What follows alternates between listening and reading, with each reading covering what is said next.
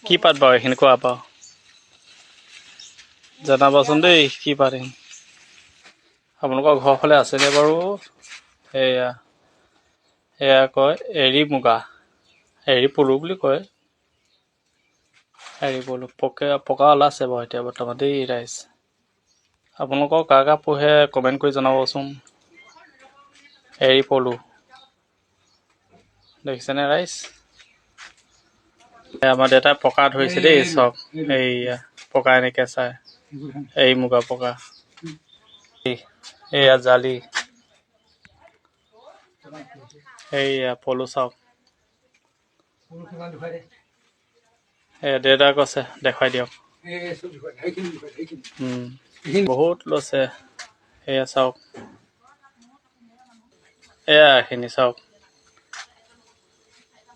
এৰী মুগা এৰী পলু বুলিও কয় ন দাদা আজিলৈ আহিছোঁ বাই বাই